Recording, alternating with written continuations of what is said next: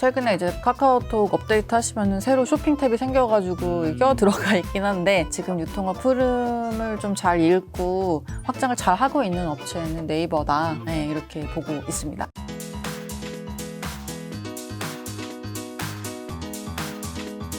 백화점 요즘 오픈런이라면서 줄도 되게 많이 서 있고 보복 소비 요 말 나온 지 좀 됐잖아요. 됐죠. 작년에 이제 코로나 네. 시작하면서부터 나왔는데 네. 실제로 약간은 주변에서 보여지는 것 같아요. 그렇죠. 그렇죠? 네. 그러면 이제 실제로 실적도 굉장히 잘 나오고 있는 건지 보복 소비라는 키워드는 많이 보이는데 실적은 뭐 또 그만큼 안 나올 수도 있으니까. 일단 결론적으로 말씀을 드리면은 네. 실적은 굉장히 좋을 것으로 저희가 전망하고 있고요. 최근에 백화점 자주 가셨다고 그렇죠. 제가 그 마포 공덕 쪽에 있는데 네. 바로 가까이 있는 더현대서 방금 제가 굉장히 멋있는 컵을 봤는데 네. 거기서 구매하셨다고 말씀 주셔가지고 네네, 자주 맞습니다. 가시는구나 했습니다. 네. 하여간 가보시면 사람 엄청 많지 않았어요? 사람도 엄청 많고 네. 뭐 거기 너무 이뻐서. 아, 이뻐가지고. 네. 그렇죠. 그래서 지금 보시면은 일단 일본이 소비자 심리 지수가 네. 원래 기준선이 100이거든요. 네. 근데 코로나 이후에 100 밑으로 떨어졌다가 이번 3월 달에 처음으로 기준선 위로 올라왔고요. 그리고 두 번째는 신용카드 승인액인데 이게 3월을 보시면은 전년 동월 대비해서 그러니까 작년에 같은 월 대비해서 네. 한 17%가량 늘었어요. 네. 이것도 코로나 이후에 처음으로 굉장한 가장 큰 폭의 개선이었다고 봐주시면 되고, 그리고 가장 중요한 게 가계 흑자율인데 네. 저희가 가계에서 가처분 소득, 그러니까 이제 쓸 수 있는 소득에서 소비 지출을 제외한 금액을 흑자율이라고 부르는데 그 금액의 비중을. 근데 이게 2003년에 통계를 작성한 이후에 30%가 넘어간 적이 5번이 있었거든요. 네. 근데 그 중에 1, 2, 3, 4. 지난해 1, 2, 3, 4분기 때 4번 발생을 했습니다. 네. 그러니까 그만큼 좀 이례적인 상황이라고 봐주시면 될 것 같고, 그렇다 보니까 이런 충분한 소비 여력이 있는데, 이게 해외여행이라든지 이런 것들을 못 가고 있다 보니까, 네. 백화점 쪽으로 이전 소비가 나타나고 있다, 이렇게 봐주시면 될 것 같고요. 근데 이제 좀 슬픈 거는 가처분 소득이 늘었다기보다는 지출을 좀 줄여가지고 돈이 좀 있는 거라고 보시면 될 것 같고, 그렇죠. 근데 반대로 중국은 이제 코로나에서 벗어났다 보니까 거기는 가처분 소득이 좀 올라가고 있는 상황이다. 이렇게 그 차이점은 좀 있다. 이렇게 봐주시면 될 것 그 같습니다. 말씀 들어보니까 지금 우리나라의 그런 소비는 네. 보복 소비라는 말을 좀 내포하고 있는 뜻일 수도 있을 것 같은데 좀 일시적일 수 있을 것 같다는 생각이 드는데. 그렇죠. 아무래도 좀 말씀드린 것처럼 지금 상황이 그렇게 평범하고 보통 경상적으로 있는 일들은 아니다 보니까 예, 단기적으로 발생할 수는 있다 보고 있고요. 다만 저희가 주목을 하는 거는 작년에 2분기 때도 그러니까 기억하시겠지만 우리나라 코로나 가장 안 좋았던 때가 3월부터 다시 시작됐다 보니까 4월, 5, 6월은 더 안 좋았었거든요. 그래서 지난해 2분기에 저희가 보통 기저효과라고 부르는 실적의 하락폭이 가장 깊게 있었던 때가 지난해 2분기였어요. 그렇다 보니까 올해 2분기는 또 역으로 생각해보면은 실적이 개선될 폭이 훨씬 더 크다고 볼 수가 있는 거죠. 그래서 그것 때문에 지금 2분기까지도 이제 실적 흐름 굉장히 좋을 것이다 이렇게 전망을 하고 있습니다. 그럼 3, 4분기. 3, 4분기는 지켜봐야겠지만 뭐 코로나가 확산이 된다 하더라도 과거 지난해 1차 확산, 2차 확산, 3차 확산 봤을 때 1차 확산 때는 매출 하락폭이 뭐 20, 30%씩 떨어졌다가 2차 확산 때는 한 15%에서 10% 사이였다가 3차 확산 때는 10% 언더였거든요. 10% 안쪽으로 하락폭이 더 들어왔어요. 네. 그렇다 보니까 이제는 좀 확산된다 하더라도 약간은 좀 익숙해지고 있다라고 저희가 해석할 수 있을 것 같고 그렇기 때문에 이제 하반기 가도 혹여나 뭐 다시 한번 확산된다 하더라도 지금 백신 보급이 이제 되고 있다 보니까 지난해보다 훨씬 더 좋을 것이다 이렇게 전망하고 있습니다. 사실 그 주가라는 거는 실적에 어느 정도 비례하잖아요. 네네. 지난 2월에 여의도의 문을 연 방금 전에 언급한 그 더현대서울 네. 사람들 굉장히 관심도 몰렸고 인파도 굉장히 많던데 네네. 요거 좀 최근 동향은 그럼 어떤 거예요? 일단은 잘 나오고 있고요. 사실 네. 오픈할 때만 해도 저희가 이 오픈 일정은 뭐 몇 년 전부터 다 원래 세워져 있었던 거였으니까 작년에 이거를 그냥 2월에 오픈을 해도 괜찮은 건가라는 거에 대한 우려들이 있었었어요. 네. 왜냐면 코로나 때문에. 그렇죠. 근데도 원래 계획대로 이제 했었고, 그리고 실제로 원래 예상했던 매출 목표 대비해서도 이 정도는 조금 무리일 것 같다라고 해서 저희도 추정치를 한 5천억대, 5천억 후반대 정도로 잡아놨었는데, 근데 지금은 너무 매출 호도다 보니까 그냥 원래 예상했던 수준의 한 6,300억대의 매출에 가능할 걸로 보여지고 있고요. 네. 그리고 사실 현대백화점 같은 경우는 이제 종목으로 말씀을 드리면 더 현대서울이 아무래도 신규 점포고 그리고 자가 점포가 아니라 그러니까 현대백화점이 땅을 가지고서 거기서 운영하는 점포가 아니라 임대료를 내고서 이제 운영하는 점포다 보니까 보통 초기에 한 2, 3년 정도 적자가 날 수밖에 없는 영업이익 기준으로 네. 그런 점포거든요. 근데 작년에 오픈했던 대전 아울렛, 그다음 남양주 아울렛이 작년 중순, 그다음 11월 달에 각각 오픈했는데 오픈하고 나서 바로 한 달 만에 이제 BEP, 보통 손익분기점이라고 하는 똔똔이라고 하는 똔똔. 예, 거기를 찍었고 지금 월별로 한 10억에서 15억 정도씩 영업이익 나는 걸로 추정을 하고 있습니다. 근데 이 점포들이 작년에 중순이랑 11월 달 오픈했다 보니까 올해는 온기, 그러니까 1년 다 온전히 반영되거든요. 네. 그렇다 보니 더현대서울이 적자를 낸다 하더라도 이제 충분히 메꾸고 남는 수준의 그런 점포들이 들어온다 이렇게 봐주시면 될 것 같습니다. 네. 그걸 1년 다를 옮기라고 해요? 보통 온기로 반영된다, 예, 풀리 반영된다 이렇게 아. 얘기합니다. 저희 여의도에서. 어깨 용어인가 보네. 네네네. 근데 보니까 특히 명품 매장들에는 네네. 진짜 줄을 많이 서 있더라고요. 그쵸. 가보셨어요? 명품 매장? 보기만 했죠. 아, 왜 안 가셨어요? 아, 돈이 없어. 아, 무슨 소리 하시는? 아, 진짜. 우선은 돈이 없다를 떠나서 네. 너무 비싸니까. 아, 그러니까 그걸 뭐 사는 어떤 순간 거- 결국에는 소비잖아요. 그쵸. 투자는 아니잖아요. 아, 소비는 싫어하시는. 아무래도 저 재테크 영상 찍다 보니까 어. 소비 쪽의 지출은 조금 아끼게 되더라고요. 아, 예를 들면 지금 이게 제가 샀는 노트북인데 이게 LG 그램. 예, 예. 요거 같은 경우는 어떻게 보면 이제 투자하잖아요. 아, 그쵸. 이런 네. 건 안 아깝다. 이런 거 안 아까운데 뭔가 응. 가방을 내가 몇백만 원짜리 쓰고 산다라는 거는 아깝다. 남자라서 특히 좀 더 그런 것 같기도 하고. 컵은 안 아깝다. 컵 얼마 비싸지 않아요. 아, 네. 컵은 안 아깝다. 저 15,000원짜리입니다. 아, 네. 컵은 안 아깝다. 근데 이제 줄을 서진 않았고 보시기만 하셨다. 그쵸. 갈 요새- 때마다 줄 서 있더라고요. 요새 가면은 줄이 계속 늘어나고 있고, 네. 그러니까 이게 두 개가 맞물린 것 같은데, 일단은 기본적으로 명품 업체들이, 그 각 지역마다 쿼터라고 이제 보통 뭐라 그러죠? 배정량들이 있다 보니까 그냥 막 마구잡이로 팔지를 않아요. 그리고 점포 수도 이제 네. 아시아 지역별로 뭐 제한을 두는 게 있어서 아시아 지역은 우리가 예를 들어서 10개 점포만 가져갈 거야. 그럼 홍콩에 몇 개, 뭐 싱가포르에 몇 개, 뭐 이런 식으로 배정이 되기 때문에 무지막지하게 출점을 늘릴 수가 없는 그런 일단 공급에 좀 한정됨이 있고요.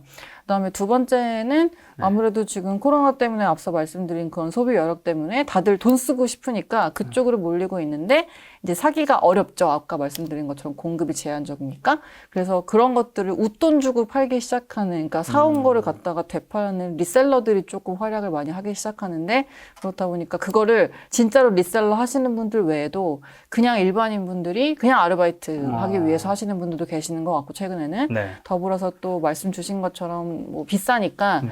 여러 명이 모아가지고 네. 그거를 사요. 그 다음에 그걸 인터넷에 팔아가지고 뭐 예를 들어 샤택하는 거예요? 네, 웃돈을 챙겼다. 그럼 또 그걸 나눠가지고 분배하고 뭐 이런 일들도 좀 있다고 하니까요. 그래서 최근에는 좀 단기적으로 그런 현상이 네. 맞물렸다고 봐주시면 될 것 같은데, 근데 어쨌든 향후에 오프라인 업체들이 좀 특히나 이제 백화점 같은 경우는 강화를 할 수밖에 없는 그런 품목들이 명품이기는 해요. 왜냐면 아시겠지만은 이제 뭐 제가 들고 있는 이 펜 하나만 검색하셔도 온라인상에 왜 이렇게 자세히 보세요? 뭐 명품인가 싶어서. 아니에요. 그냥 펜만 검색하셔도 아. 인터넷에 그냥 수십 개가 뜨니까 아. 제가 가장 싼 거를 선택할 수밖에 없잖아요. 네네네. 그러니까 바보가 아닌 이상 오프라인 가서 제값 주고 사는 거는 뭐 그렇게 흔치 않은 일이다 보니까 그런 오프라인이 강점을 가지고 있는 품목들이 뭐냐라고 네. 생각해 봤을 때 온라인이 가장 약점을 가지고 있는 부분, 예를 네. 들어서 뭐 경험이라든지 취식이라든지 그리고 명품 같은 그런 네. MD들. 왜냐면은 제가 1,000만 원짜리 가방 사면서 직접 가가지고 뭐 흠집도 있는지 보고 네. 싶고 그쵸. 네, 클릭 한 번으로 끝내고 싶지 않잖아요. 네. 그래서 그런 것들을 강화를 하고 있다 보니까 자연스럽게 최근에 백화점들이 명품 쪽도 올라오고 있고, 또 더불어서 뭐 더현대서울 가보시면 아시겠지만 실내 정원 같은 것도 넣어놓는 게 나무 크게 돼 있고 물 흘러내리고. 그렇죠. 그런 게 사실 매출에는 도움 안 되는 안 되죠, 거잖아요. 안 되죠. 예, 그래서 전체 면적 중에서 거의 절반 정도를 그런 것들로 구성을 했는데 이게 다 온라인 대비 강점을 가지고 있는 그런 품목들로 집객, 그러니까 보통 트래픽이라고 하는, 그러니까 손님들 많이 끌어모으기 위해서 이제 그런 것들을 심어놓는다 이렇게 봐주시면 될 것 같습니다. 오프라인이 약간 그런 공간을 바뀌고 있다는 걸 좀 느끼는 게 네. 제가 더현대서울 갔다가 기존에 이제 서울에 있는 뭐 신세계 본점 백화점, 강남 백화점, 현대백화점 가면 옛날에 이렇게 깔끔하고 좋았거든요. 그쵸. 근데 더현대서울 갔다 가니까 갑갑해. 갑갑. 뭔가 그런 공간이 그쵸. 없으니까. 쉴 수 있는 공간도 없고 그냥 사러 가는 그치, 거죠. 사는 거죠. 예. 말씀하신 경험적인 그런 그쵸. 게 거의 체험이나 없으니까. 이런 게 없고 사실 근데 그냥 딱 사는 거면 온라인이 제일 편하고 제일 싸니까 그죠. 예, 그거 대비 우위를 가지려면 오프라인이 그런 기능들을 강조를 할 수밖에 없죠. 근데 제가 실제로 듣기로 이 명품의 매출이 늘어난 게 전 네. 세계 모든 국가가 아니고 좀 한국이 좀 특이한 거였다라는 얘기를 기사를 봤거든요. 맞아요? 우리나라랑 중국이 좀 계속적으로 성장을 잘 하고 있고요. 예, 그리고 의외로 일본도 꽤 큰 명품 시장이고요. 예. 사실 뭐 전 세계적으로 MZ 세대라고 불리는 저희 밀레니얼하고 Z 세대들, 그래서 80년대부터 뭐 90년대 저희가 밀레니엄이죠. 90년 네, 초중반까지고 그 95년 이후부터는 Z 세대인 것 같아요. 근데 그런 분들이 이제 아무래도 SNS나 이런 것 통해서 자기 자신을 좀 드러내는 거를 좀 즐기고 이런 라이프 스타일을 가지고 있다 보니까 그런 세대들 위주로 해서 명품 소비가 좀 활발해지고 있는 거는 글로벌리 다 지금 비슷한 트렌드이긴 합니다. 예. 알겠습니다. 자, 코로나로 인해서 어쨌든 작년은 소비도 위축되고 유동인구도 줄어들었으니까 네. 아무래도 유통업은 안 좋은 영향 좀 받았을 것 같은데 네. 올해는 좀 어떻게 봐야 될까요? 올해 저희가 지금 말씀드리는 게 일단 백화점은 2분기까지는 실적이 좋을 거기 때문에 계속 갖고 계시는 분들은 쭉 갖고 계셔라. 그리고 빠질 때 조금씩 담으시면 좋을 것 같다라고 말씀을 드리고 있고요. 근데 이제 백화점 많이 사실 작년 말부터 저희가 좀 좋다라고 말씀드리기 시작했었거든요. 근데 이제 그거 다음으로 좀 어떤 거를 찾으신다면 편의점도 말씀을 드리고 있어요. 왜냐하면 작년에 2분기, 3분기 때, 그러니까 기본적으로 편의점은 2, 3분기가 성수기예요. 그리고 여름에 잘 팔리는 상품들이 수익성이 가장 좋은 제품들이거든요. 예를 들어서 음료수, 뭐 아이스크림 이런 품목들인데 그런 것들이 잘 팔리는 2, 3분기 때 지난해 기억하시겠지만 비가 진짜 많이 왔어요. 그쵸. 네, 태풍도 있었고 그렇다 보니까 성수기 효과를 거의 못 누렸어요. 그리고 사실 그때가 코로나가 약간 잠잠해져가지고 2차 확산 전에 좀 좋아진다라고 얘기가 돌았던 그런 때였어서 성수기 효과를 보겠구나라고 했는데 이제 그걸 전혀 못 봤죠. 예, 그리고 지금 백신 접종하고 있고 유동인구 회복이랑 맞물려서 볼 수 있는 게 아무래도 코로나에 가장 피해를 많이 봤던 업태들인데 그런 것 중에 하나가 백화점 다음으로 편의점이고 또 지금 마주하고 있는 2, 3분기가 최성수기다 보니까 예, 이제 그런 것들과 맞물려서 좋은 흐름 보여줄 것으로 전망을 하고 있습니다. 자, 그럼 이 책에 담겨 있는 게 이제 가구도 담겨 있다고 했잖아요. 네네. 한국 유통의 역사 및 또 백화점 그다음에 대형마트, 발전가전, 그다음에 온라인까지 좀 어떻게 되는 거예요? 일단 저도 이제 한번 하나 여쭤보고 싶은데 우리나라에서 예를 들어서 좀 현대 상업시설이라고 볼 수 있는 그런 점포들 중에서 백화점이 먼저였을까요? 대형마트가 먼저였을까요? 뭐 어떻게 보세요? 그냥 딱 느낌으로. 백화점이요. 백화점, 왜냐하면 지방에도 이제 큰 백화점들이 있었거든요. 대형마트가 사실은 생긴 지가 크게 오래된 것 같지 않아요? 정확하시네요. 아, 맞아요? 네. 지방에 어디서 대구요. 백화점을? 대구, 대백? 맞아요. 대백이랑 동아백화점 뭐 이런 것도 있었어요. 그래서 그때가 90년대. 90년대부터 있었죠. 그쵸. 90년, 뭐 네. 2000년. 일단은 우리나라의 그런 현대 상업시설이 나타나기 시작한 게 1970년대부터였었는데 그때 이제 새마을 운동과 저는 보지 못했지만 새마을 운동과 또 이제 경제 5개년 계획, 발전 계획 통해서 이제 중화학공업들이 육성이 되면서 소득 수준이 조금 올라가기 시작을 했고요. 그러면서 도시로 많은 사람들이 몰리면서 그런 대형 상업 시설이 생겨나기 시작을 합니다. 그래서 처음으로 이제 나타났던 것들이 이제 백화점이었었고 그때 뭐 79년도에 롯데백화점 본점 명동에 생겼었고 그 외에도 뭐 미도파 백화점부터 해서 지금은 찾아볼 수 없는 그런 점포들이 굉장히 많이 생겼었고요. 그리고 실제로 미도파 백화점이 상장도 하기도 했었었고 그런 식으로 많은 업체들이 생겨났던 게 이제 70년대였다 보시면 될 것 같고요. 또 재밌는 거는 이제 그 다음 80년대 넘어와서는 아파트들이 많이 개발이 되기 시작을 했는데 그 아파트를 짓는 건설사들이 백화점을 또 짓기를 시작을 했어요. 그래서 강남 한창 개발될 때 이제 압구정동에 현대 아파트 생기면서 85년도에 이제 압구정 현대 본점이 생겨났고요. 왜 갑자기 잘 듣고 많이 계신 거? 보고 있어요. 네, 그래갖고 아니, 내가 뭐 딴 데 쳐다볼 수는 없죠. 아니요. 네네, 그랬었고요. 네네. 딴 데 쳐다볼까요? 아니요, 괜찮아요. 말씀하세요. 들을게요. 그것과 더불어서 이제 역사를 끼고 보통 민자 역사라고 하는데 이제 역을 개발을 해야 되는 이제 정부의 뭐랄까요, 필요성과 그 다음에 또 집객을 하고 싶은 그런 건설사 및 뭐 유통업체들의 그런 니즈가 맞물려서 같이 역을 개발하면서 거기에 이제 민간 자본이 들어가고 거기 대신 이제 백화점이나 점포들을 내줄 수 있게 하는 형태로 뭐 서울역도 있었고 옛날에 그리고 영등포 롯데도 마찬가지고 그런 그런 것들이 생겨나기 시작했던 게 80년대였습니다. 그리고 이 80년대 후반 가면은 이렇게 정점에 달하는데 왜냐하면 올림픽 때문에 소득 수준이 크게 높아졌죠. 향상을 했고요. 그래서 그때 이제 백화점이 가장 활성화를 했던 시기가 70년대부터 거의 90년대까지 였다고 보시면 될 것 같아요. 그 다음에 대형마트가 이제 등장을 93년도에 합니다. 말씀하신 것처럼 얼마 안 됐어요. 그래서 처음으로 이마트 창동점이 이제 오픈을 했었고, 근데 당시에 백화점이랑 대형마트 같이 좋았다가 98년도에 IMF 외환위기를 맞으면서 이제 백화점 업체들이 좀 많이 도산하기 시작해요. 그래서 말씀 주셨던 뭐 지방에 있는 그런 백화점들이 도산을 하면서 그거를 조금씩 인수를 해서 지금의 탑3 구도로 형성이 됐던 게 이제 그때 시기였다고 봐주시면 될 것 같고요. 대형마트가 93년도에 처음으로 오픈한 이후에 이제 96년도에 유통시장이 개방되면서 뭐 까르푸라든지 월마트, 뭐 우리가 잘 아는 그런 글로벌 업체들이 많이 들어왔었고요. 그래서 그런 업체랑 우리나라 업체들이랑 같이 출점을 좀 해가면서 시장을 형성을 해왔습니다. 근데 IMF 외환위기 때도 대형마트는 오히려 굳건했던 게 많은 사람들이 소비를 좀 긴축하다 보니까 저렴한 가격으로 많이 이제 대량으로 살 수 있는 그런 업체들이 좀 힘을 얻으면서 대형마트들이 이제 활성화하기 시작을 했고요. 근데 또 이게 2006년도부터 뭐랄까, 그러니까 96년도에 유통시장 개방하고 나서 10년 뒤인 이제 2006년도죠. 10년 뒤죠. 그때는 또 많은 업체들이 손들고 나가기 시작합니다. 그래서 기억하시겠지만 뭐 까르푸라든지 까르푸도 이제 철수를 하게 됐고요. 월마트도 마찬가지고 이런 식으로 하면서 그런 점포들을 또 우리나라 업체들이 가지고 오면서 시장이 재편됐던 게 이때 시기였다 이렇게 봐주시면 될 것 같아요. 그래서 사실 그때 당시에 데이터들을 보시면은 뭐 지금이랑 다르게 지금은 뭐 한 3, 4%만 성장을 해도 굉장히 잘했다라고 저희가 평가를 보통 하는데 당시 데이터들을 뒤져보면은 뭐 두 자릿수 성장은 너무나 쉽게 했던 때였고 그쵸. 점포도 뭐 계속 늘릴 수 있었다 보니까 성장을 잘 해왔는데 지금은 사실 이제 다 목에 찼고요. 그래서 더현대서울도 어떻게 보면은 저희가 서울 안에서는 볼 수 있는 마지막 백화점 아닐까 저는 개인적으로 생각하고 있고요.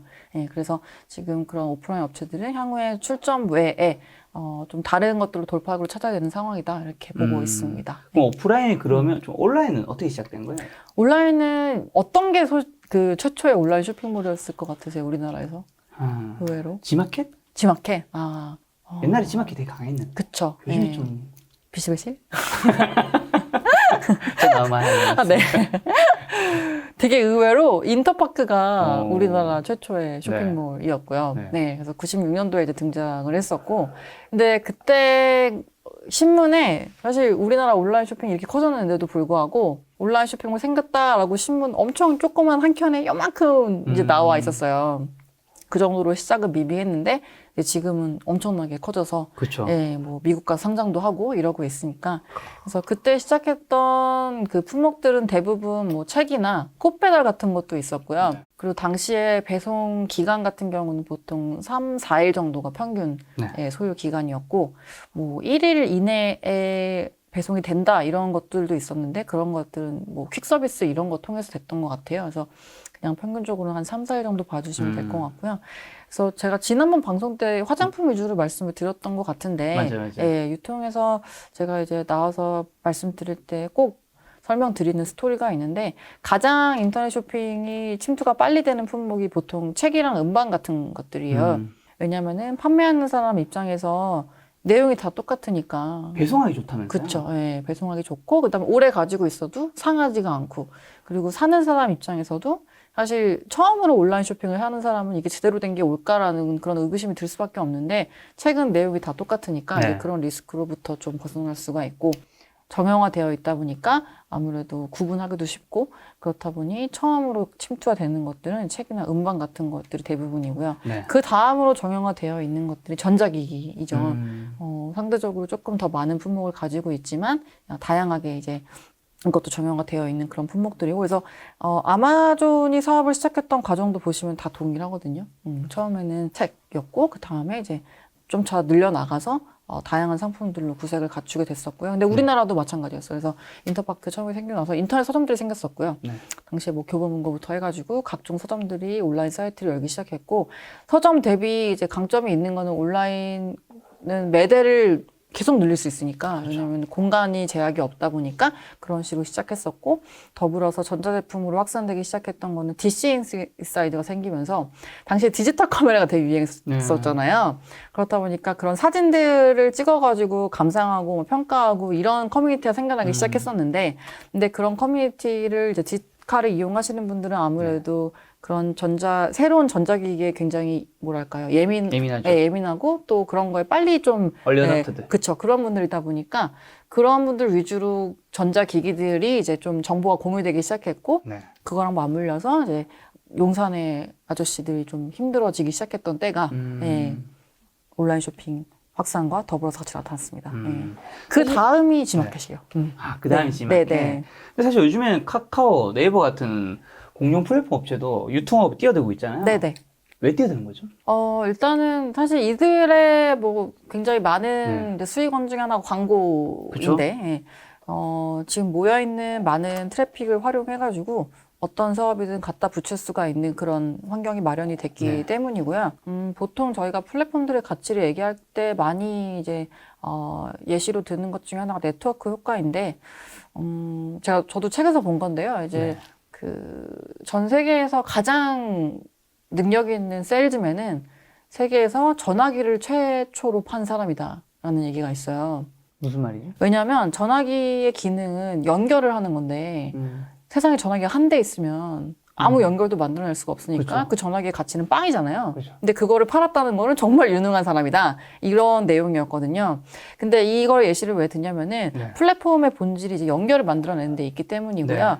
그래서 세상에 전화기가 만약에 2대가 있으면은 2대니까 연결이 1개가 생겨요. 근데 그림으로 도식화해서 이제 책에도 나와 있긴 한데 보시면은 이게 4배로 늘어나고 8배로 늘어나고 이렇게 비례해서 늘어나지만 그들이 만들어낼 수 있는 연결의 개수는 기하급수적으로 증가를 하거든요. 그러니까 거기에 많은 사람들이 모여있으면 모여있을수록 그 플랫폼들의 가치가 더 올라가고 연결의 개수도 늘어난다는 건데, 그런 것들을 지금 최근에 공룡 플랫폼들이 만들어내고 있는 거죠. 그래서 다들 지금 보시면 아시겠지만은 네이버도 처음에 시작은 뭐 검색 포털이었고, 카카오도 처음 시작은 메신저였고, 그 외에 뭐 구글도 원래 검색 포털이었고, 그리고 유튜브도 원래는 동영상 플랫폼이고, 인스타도 SNS였지만 다들 지금 쇼핑을 갖다 붙이고 있는 게 거기에 모여있는 많은 사람들을 가지고서 다양한 사업을 갖다 붙일 수 있는 그런 네트워크 효과를 내고 있거든요. 그래서 그런 것들 때문에 수익을 조금 더 다변화하고 좀 더 몸집을 키우기 위해서 최근에 커머스 쪽에 좀 진출하고 있다, 이렇게 봐주시면 될 것 같고, 그리고 또 특히나 코로나19 이후에 온라인 쪽으로 넘어오는 게 많다 보니까 이 시장이 이게 코로나 이전으로 돌아갈 것 같진 않다. 라는 그런 생각에 최근에 플랫폼 업체들이 조금 더 가속화를 하고 있는 것 같아요. 속도를 내서. 유통 측면에서는 보면 네이버와 카카오는 지금 뭐 하고 있고 누가 더 잘하고 있어요? 유통 측면에서. 그쵸. 제가 네이버 카카오 담당자가 아니기 때문에 그냥 유통업 담당자로서 봤을 때 잘하고 있는 업체를 저는 네이버라고 생각하고요. 네이버 지금 작년부터 오픈해왔던 거를 보시면은 특가 창고라는 서비스 오픈하면서 이건 생필품 할인하는 그런 플랫폼이거든요. 그래서 그 안에 지금 사이트 운영이 되고 있고요. 그다음에 브랜드 스토어는 뭐 여러분들 잘 아시는 구찌라든지 디즈니, 뭐 뱅앤올룹슨 이런 유명 브랜드들 판매를 하는 그런 사이트를 또 런칭을 했어요. 이거는 백화점이랑 겨루겠다는 거고요. 더불어서 라이브 커머스도 런칭을 했는데 이거는 홈쇼핑 하고 좀 맞물리는 부분이고, 거기다가 지금 스마트 스토어 셀러분들한테 뭐랄까요, 조금 더 편리하게 물건을 팔 수 있게 해주기 위해서 소싱부터 배송까지 다 그런 전 밸류 체인에 대한 부분들을 도와줄 수 있는 회사에 투자를 많이 하고 있거든요. 작년에 대한통운이랑 지분 교환한 것도 이제 배송 쪽에 좀 힘을 싣기 위해서고, 그 외에도 뭐 작년에 굉장히 투자를 많이 했는데 그중에 풀필먼트 스타트업들도 있었고, 또 신상마켓이라고 동대문에서 도매를 저희가 떼려면 동대문 상가에 직접 가가지고 소싱을 해야 그렇죠. 되는데 그런 것들을 앱으로 구현을 해놓은 그런 스타트업에도 네이버가 투자를 했어요. 그러니까 만약에 제가 옷을 팔고 싶어하는 그런 셀러다라고 했을 때 사실 네이버의 이 전 밸류체인을 이용하면 조금 더 용이하게 할 수 있도록 힘을 실어주는 것들은 사실 오픈마켓하고도 겨루겠다는 거다 보니까 지금 유통의 전 영역에 이미 발을 좀 들여놓은 상황이라 봐주시면 될 것 같고 이걸 통해서 아무래도 네이버 페이라든지 이런 것들 거래액도 같이 늘리는 선순환을 좀 구축하려는 것 같다라고 보는 게 유통업종 담당자로서의 시각이고요.